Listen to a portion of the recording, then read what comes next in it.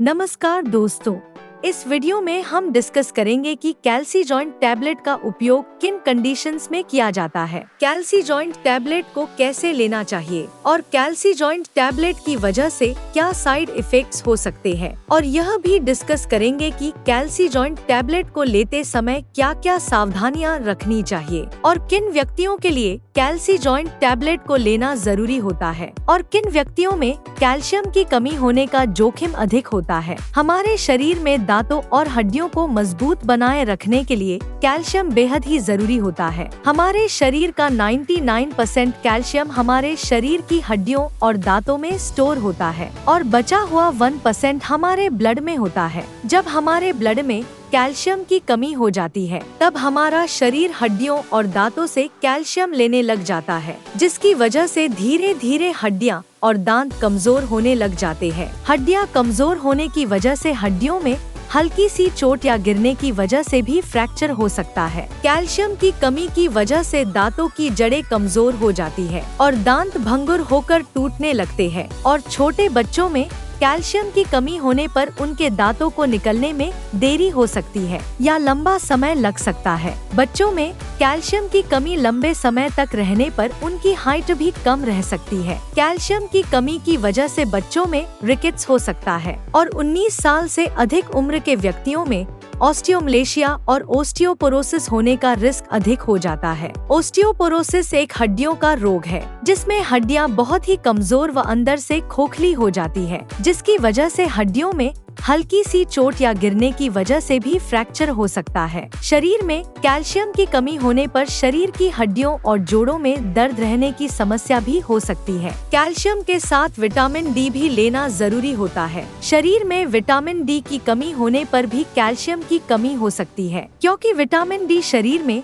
Calcium के अवशोषण में मदद करता है और शरीर में विटामिन डी की कमी होने पर शरीर भोजन से कैल्शियम का अवशोषण अच्छी तरह से नहीं कर पाता है, जिसकी वजह से शरीर में कैल्शियम की कमी हो सकती है। अगर आप कैल्शियम की कमी को पूरा करने के लिए अकेले कैल्शियम के सप्लीमेंट्स ले रहे हैं, तो ऐसी स्थिति में आपके द्वारा लिए जाने वाले कैल्शियम के सप्लीमेंट्स बेकार है, क्योंकि विटामिन डी के बिना आपके शरीर में कैल्शियम का अवशोषण नहीं होगा और आपके द्वारा लिए जाने वाले कैल्शियम के सप्लीमेंट्स पेशाब के जरिए शरीर से बाहर निकल जाएंगे। इसलिए कैल्शियम और विटामिन डी को एक साथ लेना जरूरी होता है। कैल्सी जॉइंट टैबलेट में कैल्शियम के साथ साथ विटामिन डी भी होता है, इसलिए आपको विटामिन डी के सप्लीमेंट्स अलग से लेने की जरूरत नहीं होती है। दोस्तों, अगर आपको वीडियो पसंद आ रहा है तो कृपया वीडियो को लाइक करना व चैनल को सब्सक्राइब करना न भूलें। अब हम डिस्कस करेंगे कि कैल्सी जॉइंट टैबलेट का उपयोग किन कंडीशंस में किया जाता है। कैल्सी जॉइंट टैबलेट का उपयोग शरीर में कैल्शियम की कमी होने पर, हड्डियों में फ्रैक्चर होने पर,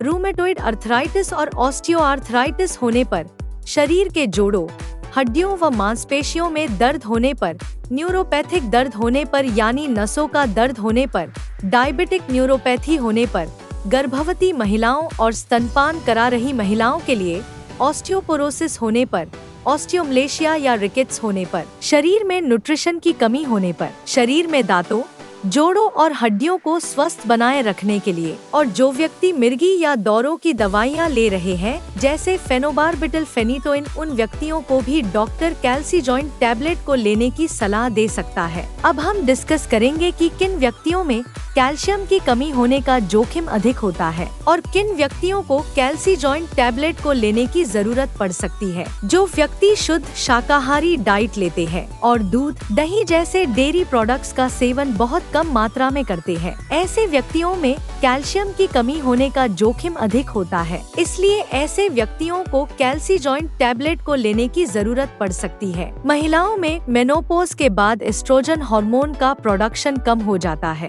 जिसकी वजह से महिलाओं में मेनोपॉज के बाद कैल्शियम की कमी बहुत जल्दी होती है और ऑस्टियोपोरोसिस होने का रिस्क भी अधिक हो जाता है। इसलिए कैल्शियम की कमी को पूरा करने के लिए और ऑस्टियोपोरोसिस से बचने के लिए डॉक्टर मेनोपॉज के बाद महिलाओं को भी कैल्सी जॉइंट टैबलेट को लेने की सलाह दे सकते हैं। अगर आप ज्यादा मात्रा में प्रोटीन या नमक का सेवन करते हैं तो आपके शरीर में कैल्शियम की कमी हो सकती है, क्योंकि प्रोटीन और नमक का सेवन अधिक मात्रा में करने से शरीर से कैल्शियम ज्यादा मात्रा में बाहर निकलता है। अगर आपने स्टेरॉयड दवाओं का सेवन लंबे समय तक किया है या कर रहे हैं, तो आपका डॉक्टर कैल्सीजॉइंट टैबलेट को लेने की सलाह दे सकता है, क्योंकि स्टेरॉयड दवाओं का लंबे समय तक सेवन करने से ऑस्टियोपोरोसिस हो सकता है। इसलिए ऑस्टियोपोरोसिस होने के रिस्क को कम करने के लिए भी डॉक्टर कैल्सीजॉइंट टैबलेट को लेने की सलाह दे सकता है। इसके अलावा किडनी फेलियर होने पर भी शरीर में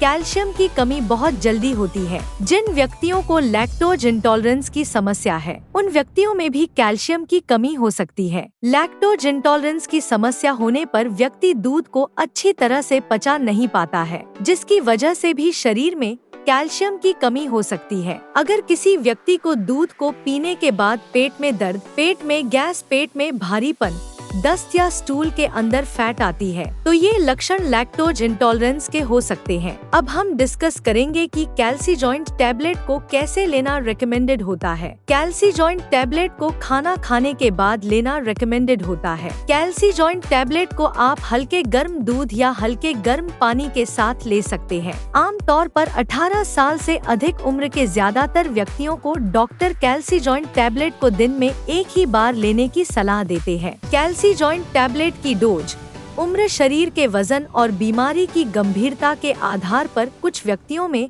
इससे अलग भी हो सकती है। इसलिए आपको कैल्सीजॉइंट टैबलेट को आपके डॉक्टर द्वारा बताई गई डोज में ही लेना चाहिए। कैल्सीजॉइंट टैबलेट को कितने समय तक लेना चाहिए, यह उम्र और बीमारी की गंभीरता के आधार पर सभी व्यक्तियों में अलग अलग हो सकता है। इसलिए कैल्सीजॉइंट टैबलेट को डॉक्टर की सलाह के बिना ज्यादा लंबे समय तक नहीं लेना चाहिए। दूध में कैल्शियम भरपूर मात्रा में पाया जाता है और दूध से बने उत्पाद जैसे पनीर और दही में भी कैल्शियम अधिक मात्रा में पाया जाता है। इसलिए अगर आप अपने शरीर की कैल्शियम की कमी को प्राकृतिक खाद्य पदार्थों से पूरा करना चाहते हैं, तो आपको इनका सेवन पर्याप्त मात्रा में करना चाहिए। 1 लीटर दूध में लगभग 1300 mg कैल्शियम होता है। अगर कोई व्यक्ति या बच्चा प्रतिदिन 1 लीटर दूध को 2 भागों में बांटकर सुबह शाम पी लेता है, तो उसमें कैल्शियम की कमी नहीं होती है। इसके अलावा मूंग दाल, बादाम, नारियल, सोयाबीन, आम, संतरा और आंवला भी कैल्शियम से भरपूर होते हैं। इसलिए इनका सेवन आपको भरपूर मात्रा में करना चाहिए। साइड इफेक्ट्स की बात करें तो वैसे तो कैल्सीजॉइंट टैबलेट एक बहुत ही सुरक्षित दवा है और ज्यादातर व्यक्तियों में कैल्सीजॉइंट टैबलेट की वजह से कोई साइड इफेक्ट्स नहीं होते हैं। लेकिन अगर आप कैल्सीजॉइंट टैबलेट को रिकमेंडेड डोज से ज्यादा डोज में लेते हैं, तो इसकी वजह से ब्लड में कैल्शियम का लेवल ज्यादा हो सकता है, जिसको हाइपरकैल्सीमिया भी कहते हैं। शरीर में कैल्शियम का स्तर ज्यादा होना भी नुकसानदायक होता है। कुछ रिसर्च में यह पाया गया है कि ब्लड में कैल्शियम का लेवल ज्यादा होने से दिल से संबंधित रोग होने का रिस्क अधिक हो जाता है। किडनी में पथरी होने का रिस्क भी अधिक हो जाता है। इसलिए डॉक्टर की सलाह के बिना कैल्सीजॉइंट टैबलेट को ज्यादा डोज में या ज्यादा लंबे समय तक लेने से बचना चाहिए। अब हम डिस्कस करेंगे कि कैल्सीजॉइंट टैबलेट को लेते समय क्या क्या सावधानियां रखनी चाहिए। थायराइड की टैबलेट और कैल्सीजॉइंट टैबलेट को एक साथ नहीं लेना चाहिए, क्योंकि थायराइड की टैबलेट और कैल्सीजॉइंट टैबलेट को एक साथ लेने से थायराइड की टैबलेट का अवशोषण कम हो सकता है, जिसकी वजह से थायराइड की टैबलेट की प्रभावशीलता कम हो सकती है। अगर आप थायराइड की टैबलेट को लेते हैं, तो आपको थायराइड की टैबलेट और कैल्सीजॉइंट टैबलेट में 8 से लेकर 10 घंटे का गैप रखना चाहिए। किडनी की कोई समस्या होने पर और किडनी में पथरी होने पर कैल्सीजॉइंट टैबलेट को डॉक्टर की सलाह के बिना नहीं लेना चाहिए। आपको कैल्सीजॉइंट टैबलेट को लेते समय आयरन के सप्लीमेंट लेने से बचना चाहिए, क्योंकि कैल्शियम के साथ आयरन के सप्लीमेंट लेने से कैल्शियम शरीर में आयरन के अवशोषण को रोक सकता है। वीडियो को देखने के लिए आपका धन्यवाद। अगर आपको वीडियो पसंद आया तो प्लीज वीडियो को लाइक कर देना, चैनल को सब्सक्राइब कर लेना और अगर आपका कैल्सीजॉइंट टैबलेट से संबंधित कोई प्रश्न है तो आप कमेंट करके पूछ सकते हैं।